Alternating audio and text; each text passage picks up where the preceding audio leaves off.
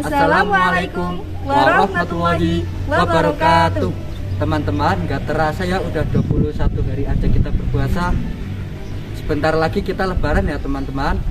Gimana nih puasa kalian? Lancar kan? Kita belum kenalan ya? Iya. Perkenalkan, nama saya Husnia Musyarofah, perwakilan dari OSIS. Saya Eko Karyanto, perwakilan dari MPK. Kami di sini akan menemani waktu ngabuburit kalian selama beberapa menit ke depan. Ngomong-ngomong soal Hari Raya Idul Fitri, sebenarnya apa aja sih yang harus kita persiapkan? Yuk kita cari tahu. Assalamualaikum warahmatullahi wabarakatuh. Teman-teman sekalian, alhamdulillah kita sudah memasuki sesi 3. Marilah kita ikuti sesi 3 Ngobras pada bulan Ramadan kali ini dengan tema Hari Raya Idul Fitri, hikmah dan segala sesuatunya. Marilah kita ikuti dengan baik, mudah-mudahan ada manfaat dan barokahnya.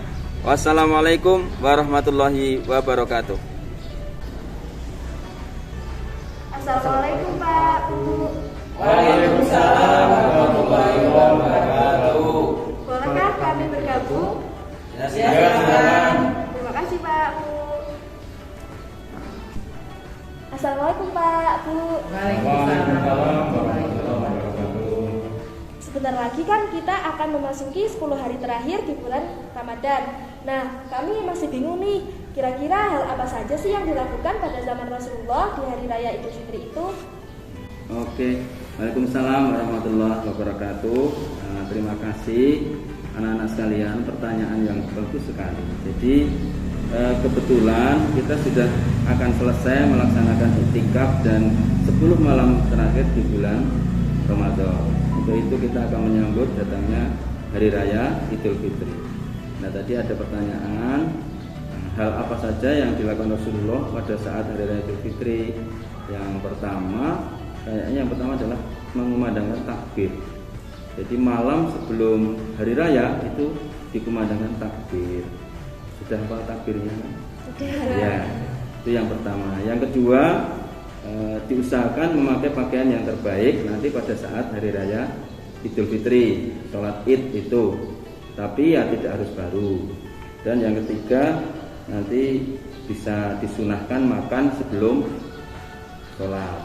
Jadi biasanya kan kalau di Hari Raya Kurban itu tidak boleh makan sebelum sholat, tapi kalau di Idul Fitri itu disunahkan makan dulu sebelum sholat Idul Fitri.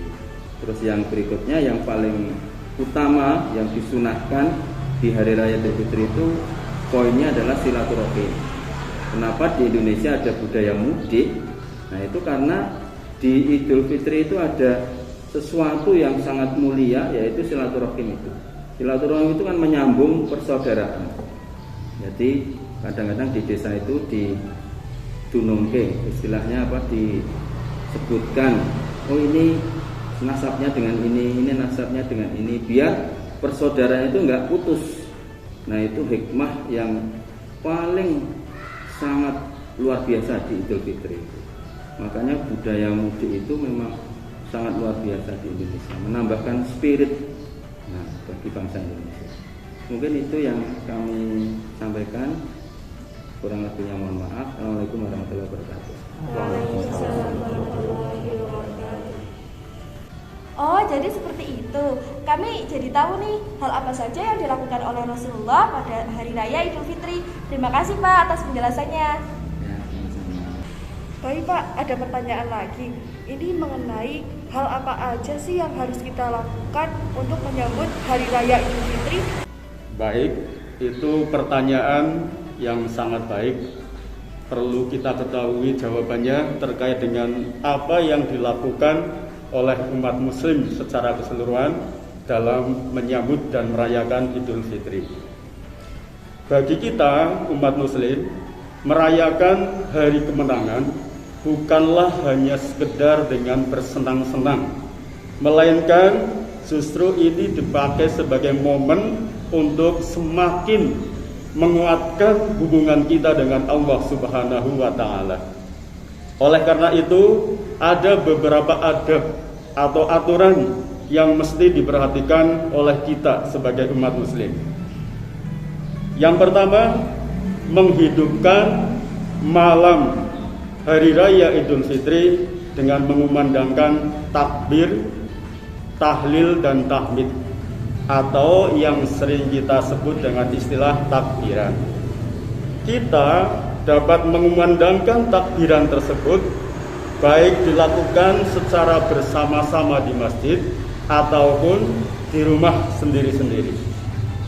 Bahkan sering kita lihat banyak para pemuda yang melaksanakan takbir keliling. Oke, itu yang pertama. Sedangkan yang kedua, pada waktu pagi harinya melaksanakan mandi sebelum sholat Idul Fitri. Jadi sebelum sholat Idul Fitri, umat muslim dianjurkan untuk membersihkan diri dengan mandi seperti kita mandi janabah. Hal ini dilakukan untuk menjaga kebersihan diri dari hadas besar dan hadas kecil. Hal ini sebagaimana disampaikan dalam hadis yang diriwayatkan oleh Imam Bukhari, bahwa dari Nafi ia berkata, Abdullah bin Umar biasa mandi pada hari raya Idul Fitri sebelum pergi ke tanah lapang. Nah, hadis ini bisa kita jadikan dasar bahwa kita melaksanakan mandi janabah sebelum pelaksanaan sholat Idul Fitri. Sedangkan yang ketiga, umat muslim supaya menggunakan pakaian terbaik dan menggunakan minyak wangi.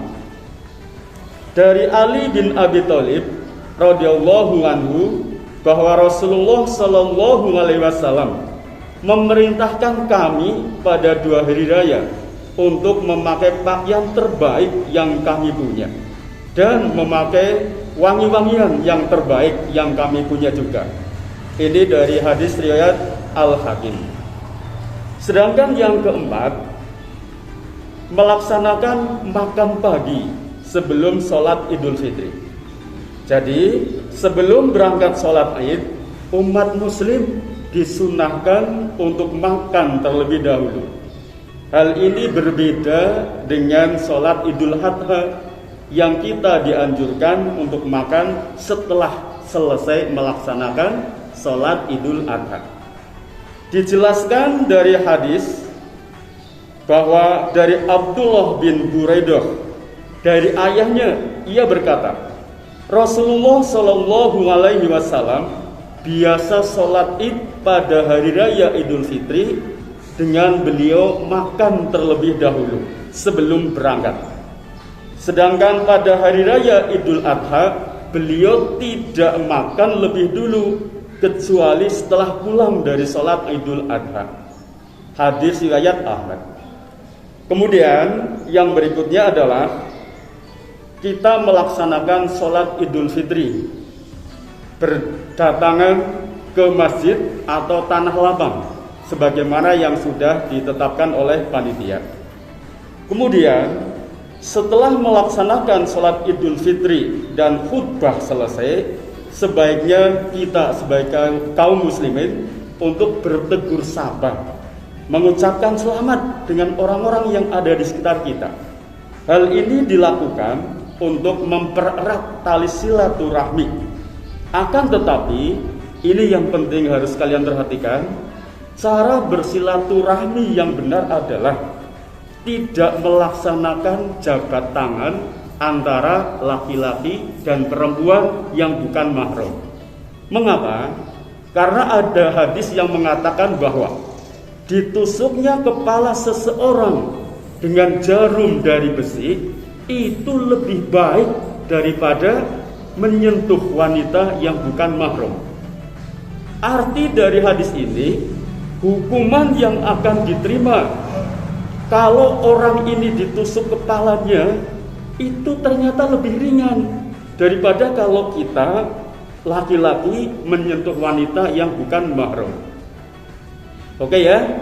Nah, yang terakhir, biasanya kaum muslimin melaksanakan kegiatan rekreasi atau wisata. Itu boleh-boleh saja dilaksanakan, karena itu pun pernah dilakukan oleh Rasulullah pada saat hari raya Idul Fitri, Rasulullah pernah bersama dengan Aisyah, anaknya, mengunjungi tempat pertunjukan, atraksi tameng, dan juga atraksi yang lain. Mereka berdua mengikutinya dengan sangat menikmati.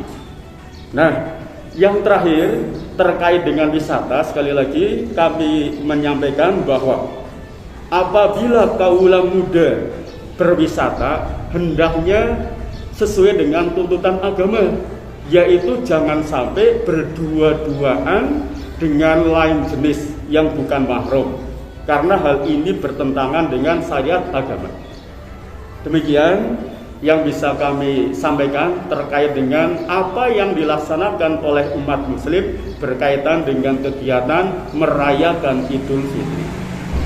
Baik Pak, terima kasih atas penjelasannya. Jadi kami sudah tahu mengenai hal apa saja yang harusnya kita lakukan untuk menyambut Hari Raya Idul Fitri. Mohon maaf Bu, kami mau bertanya lagi. Sebenarnya apa sih itu Hari Raya Idul Fitri? Ya, kalian udah paham? Kan belum. Nah, jadi kami mau bertanya asal-usul Hari Raya Idul Fitri itu bagaimana ya Bu? Baiklah anak-anakku sekalian, kaitan dengan pertanyaan tentang sejarah pelaksanaan Hari Raya Idul Fitri, bahwa sebelum Islam datang, ya, ini bahwa bangsa Arab itu sudah punya dua hari raya, yaitu Hari Raya Nairus dan Mahrajan. Ya. Kemudian yang mana dalam perayaan kedua hari raya tersebut, itu yang dilakukan oleh masyarakat Arab saat itu, yaitu dengan bersenang-senang, mabuk-mabukan, dan pokoknya melakukan hal-hal yang negatif, ya, yang tidak benar. Kemudian dengan datangnya Islam ini, kemudian ada perintah puasa, itu dimulai pada tahun kedua Hijriah, tahun 624 Hijriah. Maka dua hari raya tadi yang biasa dilakukan oleh bangsa Arab tadi diganti oleh Rasul.